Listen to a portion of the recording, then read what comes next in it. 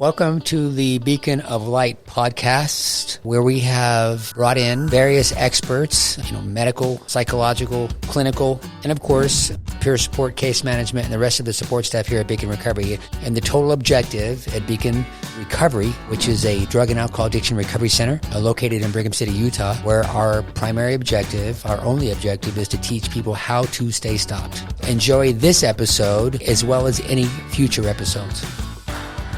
Okay, we are with another episode virtually with Colonel Bush. And it's like I told Kirk, I spoke to Kirk just a few minutes ago. I won't hold it against you that you're an officer. Be grateful for your service. I mean, being enlisted, we oftentimes give officers a hard time. So, but I'm not doing that now. I'm grateful for the service that you give in our country, that you're currently giving our country. And what I wanted to talk to you about, is fentanyl. I want to hear your from a medical perspective, and Kirk just let us know that you gave them a fantastic presentation on fentanyl and drill. Can you go into detail from a medical perspective what is going on with fentanyl, how it reacts, and all the things it does medically? Can you speak to that? Oh, can I? Of course I can. Yeah, I have. I have too much to say about fentanyl. There's not enough time, but we can talk about it. Let's start with the basics. Fentanyl is a synthetic opiate that it's about 100 times as strong as morphine, and was created in the 50s, 1959, as a pain management, chemical. And what has happened over the decades is that this very highly potent synthetic opiate has basically taken over the illicit opioid drug market. So whereas before heroin was the regular street opiate for everyone, and I'm talking about since the 20s. So for the past 100 years, heroin has always been the main illicit street opiate. But starting in 2012, we saw rises in this synthetic opiate that was always used only in medical facilities, and almost never prescribed as an outpatient. It's started to take over. Why has that happened? Not just because of the potency of fentanyl, but because it is easy to produce.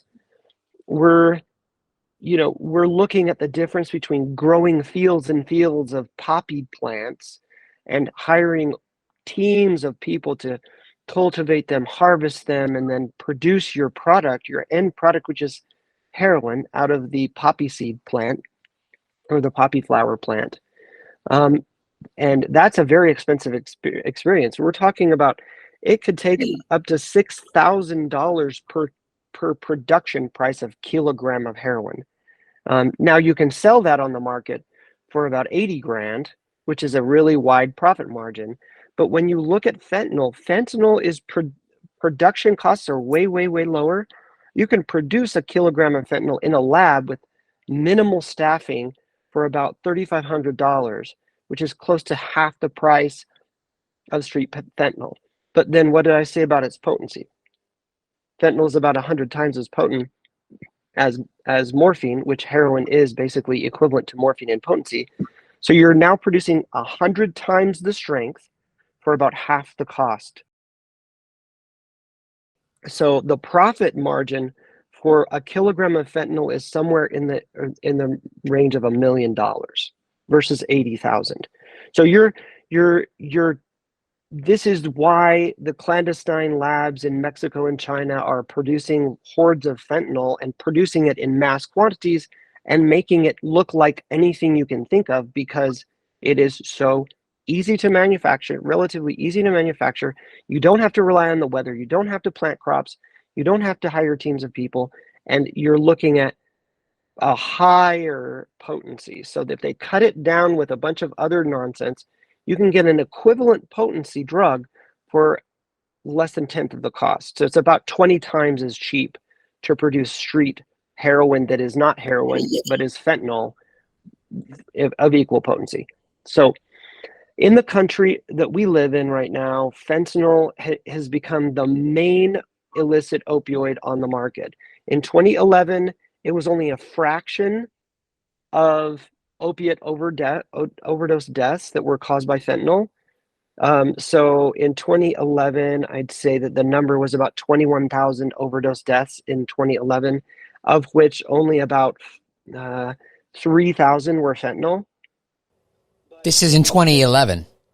2011. Okay. If you look at the numbers for the more recent years that I have data, the numbers in 2019 was about 50,000 deaths, of which about 42,000 were fentanyl.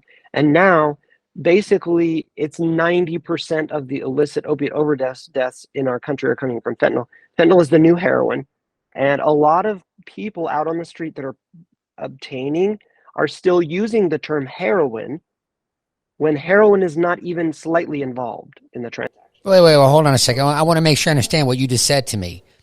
These people that are going wherever it is that they go for their heroin think that they're getting heroin, but they're not. They're getting straight fentanyl. Straight. It's not that fentanyl is mixed in with the heroin. It's just they're getting straight fentanyl. Did I understand you correctly? You understand me exactly correctly. So on the West Coast and the East Coast, if you find a patient in a drug treatment program that enters with heroin, actual heroin, 6-monoacetylmorphine in their drug urine test, it is a very unusual thing. What is really happening is that they all come in negative for opiates in opiate withdrawal because they're using quote unquote heroin. Many of them do know they're using fentanyl, and especially the younger generation, this rising Gen Z population of drug users, are actually searching out fentanyl, which is a whole scary thing. But a lot of the older population of drug using community, the ones that we're used to treating, they will say heroin and they don't even know. Many of them don't have a clue that what they're using is either fentanyl mixed with heroin or what is becoming more popular, just fentanyl mixed with a bunch of trash like bicarbonate of soda and talcum powder and whatever cornstarch that gets mixed into it. Because if you do buy pure fentanyl, first of all, your profit margin as a seller is lower, but as an individual, your death rate is well. And if the death rate is going to happen, then you lose a customer. So you don't want to do that. You're not going to create a situation where your cash cow is gone. Now, what I want to do in a minute is I want to talk to in more detail about the fentanyl. But before I do that, I got to back up for a little bit. I refer to you as Dr. Bush. What type of a doctor are you? I'm a medical doctor. I went to medical school for 4 years, residency for 3 years in family medicine. Okay. And then I spent a year in Baltimore, Maryland, doing a fellowship training. Fellowship training is often referred to as an additional residency. Okay. In order to distinguish it from primary residencies, they call it a fellowship. And the fellowship that I did was in addiction medicine.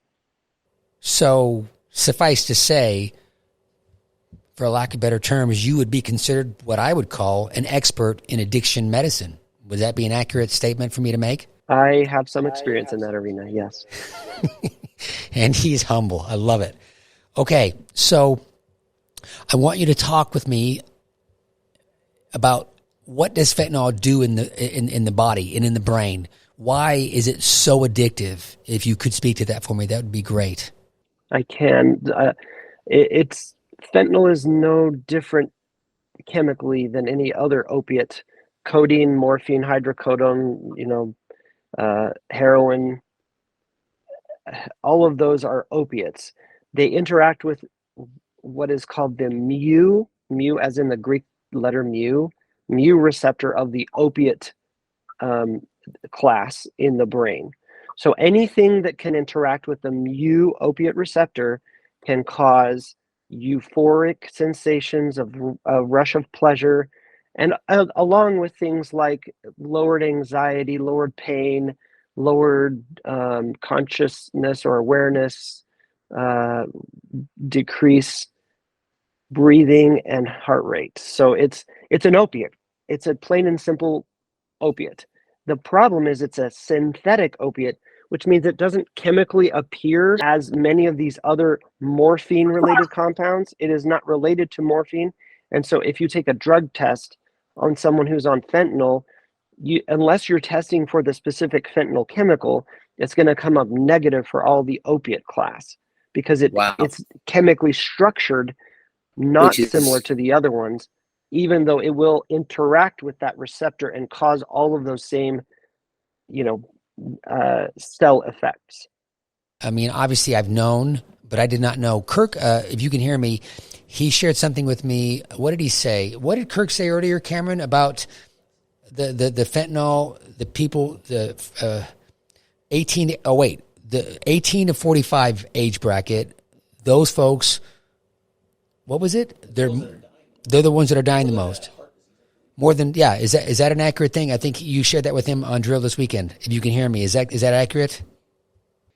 The statement that you're probably referring to is the fact that right now, fentanyl specifically, not opiates, but fentanyl specifically, is the number one cause of death in the United States for individuals between the age of 18 to 45.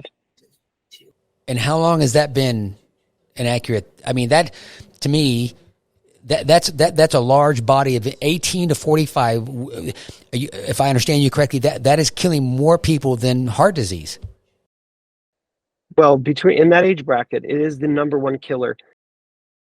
That's 100% true, and it is. This has not been the case until recently, the last few years.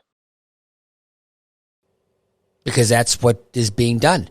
Fentanyl has taken over and basically, if I'm understanding you correctly, and it has replaced heroin.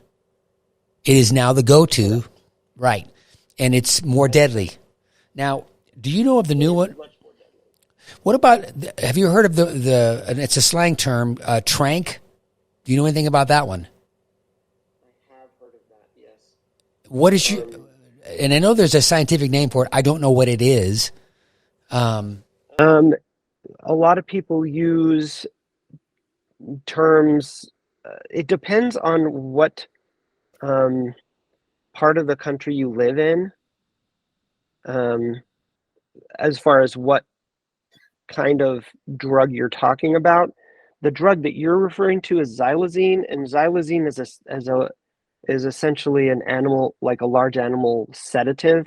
So if you can think of a Xanax for large animals, it's not really a benzodiazepine, but it is basically a sedative anesthetic that was used in animals like cattle and horses, and it has found its way into the drug supply. Often when you find xylazine or trank, it is found in combination with fentanyl. Oh, okay. So if that doesn't make things worse, I don't know what does. But the lethal dose of fentanyl, if you're talking about pure fentanyl, not mixed in with any other compounds at all, a lethal dose of fentanyl is about the size of 3 grains of salt.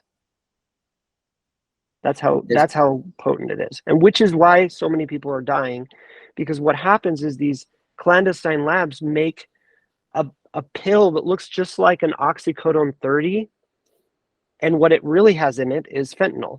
And how much fentanyl is in it, we have no idea. They don't have any idea. Yeah. What happens is they'll use several of those, and it'll be a great, fun experience for them, and then they'll take one another time and die. I've had patients that could take up to 10 at a time, smoking up at 10 of them, or swallowing 10, and still come out alive. And then the next day they'll take one and will kill them. So about a month and a half ago, we had a patient who was 23 years old. I think he was 23 or 25. I can't remember. But he was a patient of ours. He was in drug court. He was coming to see me. He had a negative urine test the day he saw me. He was all in, he said. He went to group therapy after he saw me at 5 p.m. After his group therapy session was over at 6:30, he went into the bathroom and smoked one of those Oxy 30s, the blue pill and it killed him.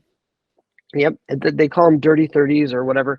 And he smoked one of those in the bathroom of our building, and died. He still had one pill in the palm of his hand when the officer found him 4 hours later in rigor mortis. He was planning on taking the other one, but the first pill he took killed him.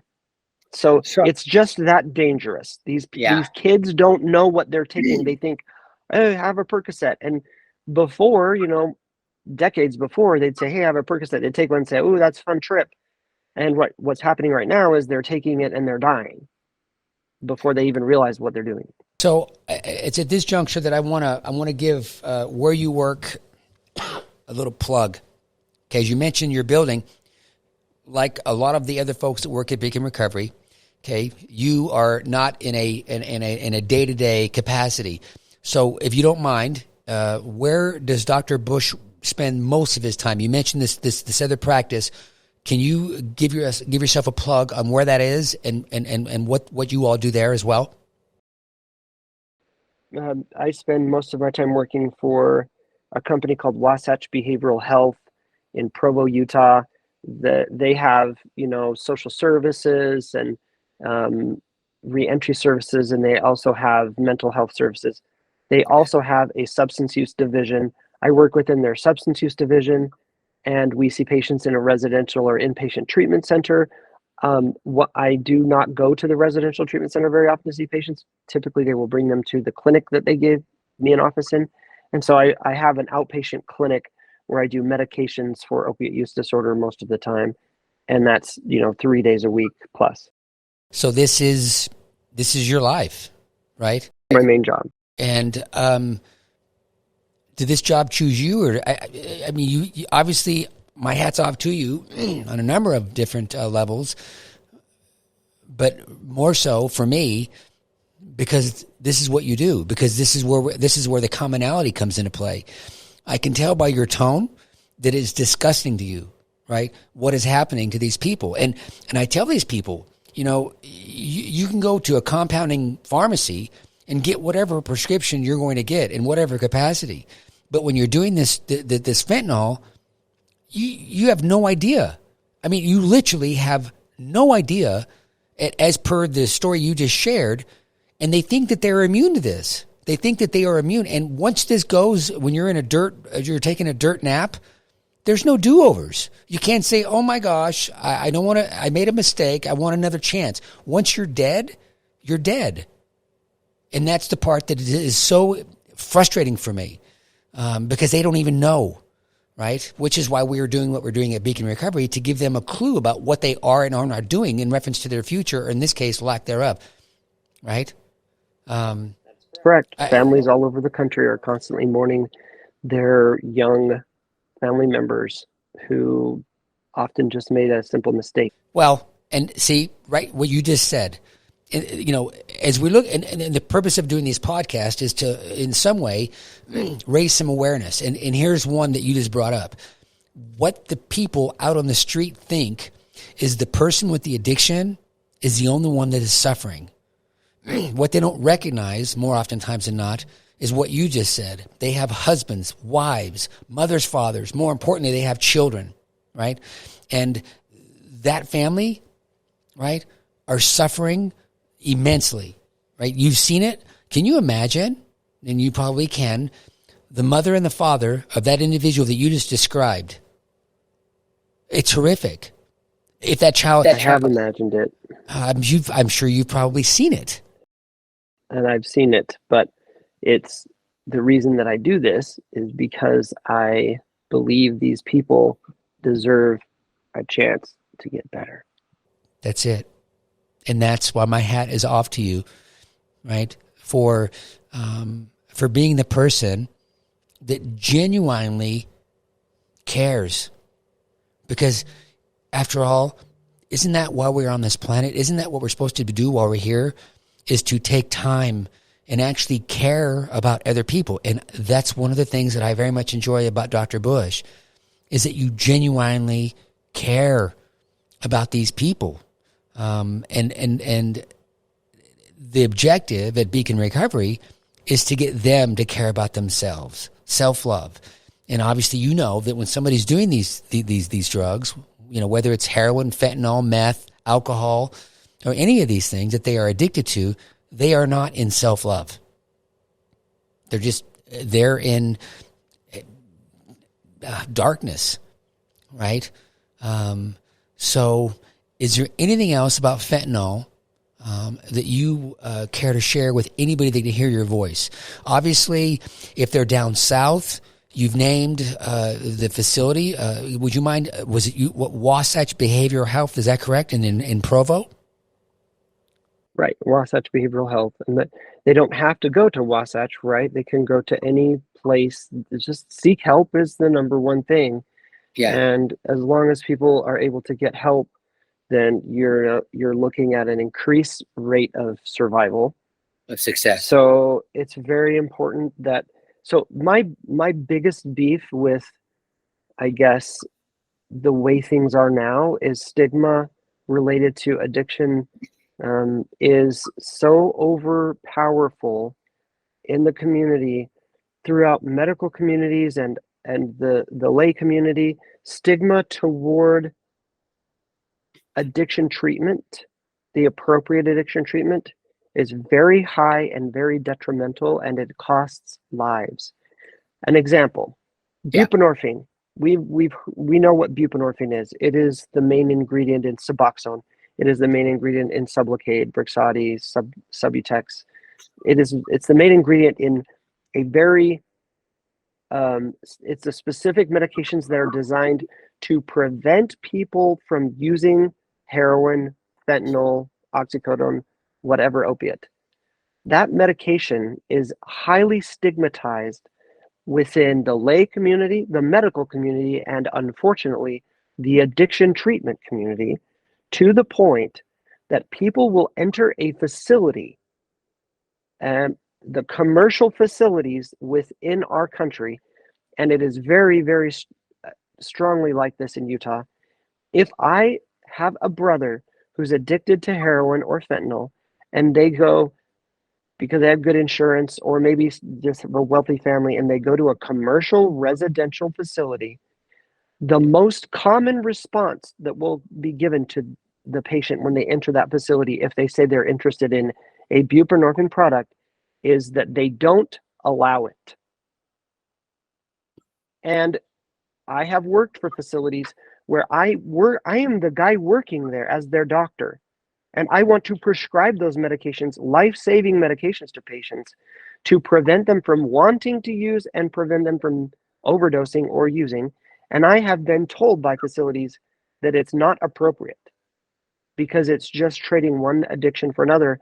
And because of the stigma related to this, many patients will come to me and say, I will never take that medication because I don't want it, because it's not the right way of doing it. And our communities have killed people with this philosophy.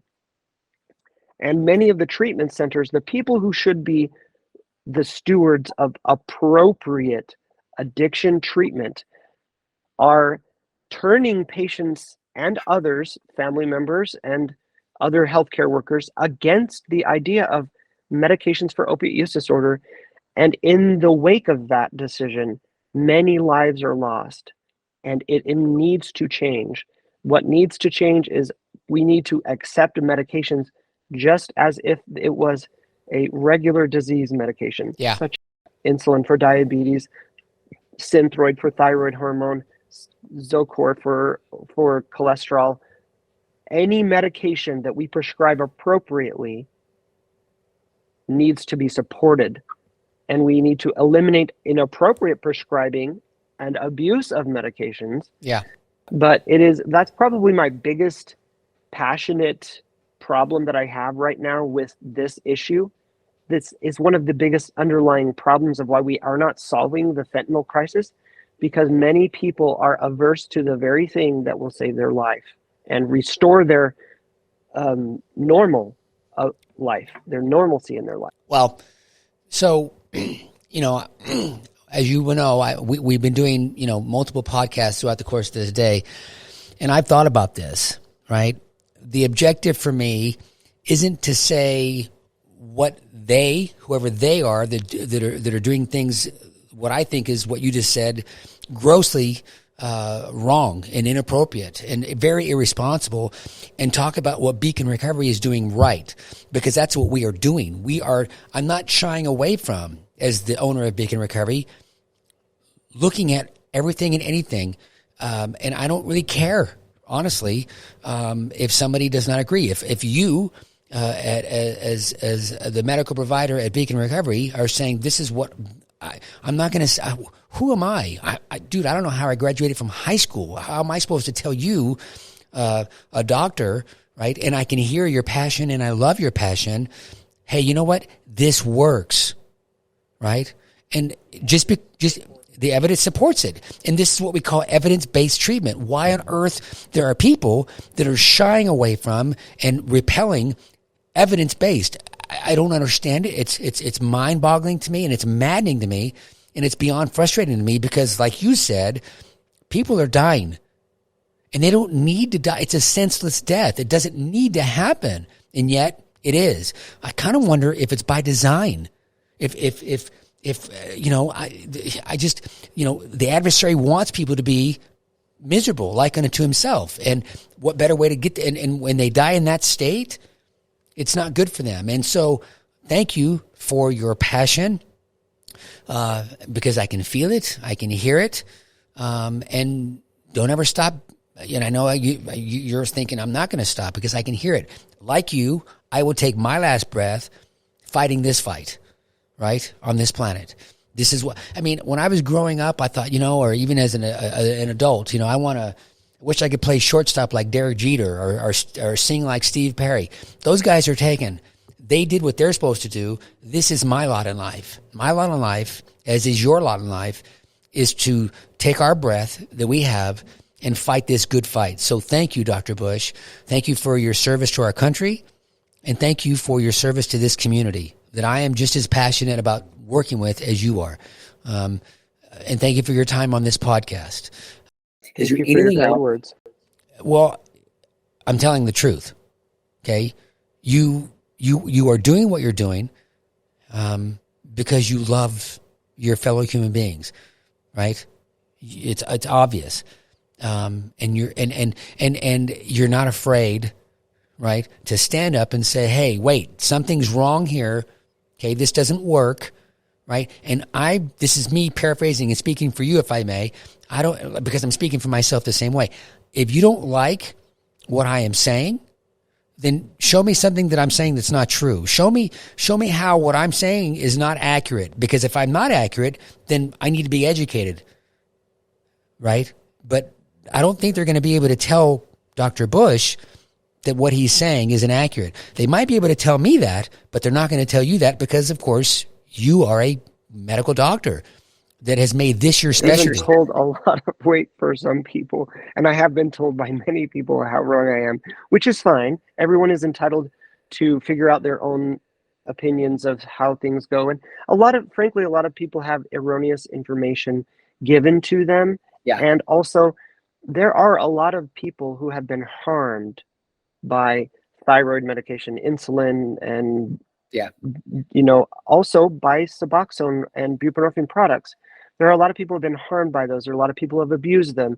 And there are a lot of, unfortunately, there are a lot of medical professionals, prescribers, who have prescribed them very irresponsibly. Yeah. So a lot of these people, to their own credit, they're just trying to voice what they've seen that was wrong. And the only unfortunate circumstance of that is research is very powerful for some people, but it doesn't hold a candle to the emotional power of a story. So when you hear a story of someone who, misused or abused their Suboxone or something like that, then it's a very powerful story. And it's not that they're intending to preach wrong, principles. It's just that they are unaware and unaccepting of the true research data. So what you said, which was evidence-based treatment, should be the standard. And what we should be trying to do is defend patient safety through proper education of the community to understand that in order to win this, we have to break down a lot of that stigma and welcome people into treatment properly. Amen. All right, my friend. Thank you so much for your time. And keep it up. Keep up the good fight. We'll talk to you soon. Okay, have a wonderful day. Thank you, sir. You do the same. So thanks again for tuning in to this episode. We look forward to you liking, subscribing, and sharing all of these podcasts with any of your friends, family, or anyone else that you can think of that would benefit from learning what we have shown in these podcasts to ultimately teach people how to stay stopped. Thanks again.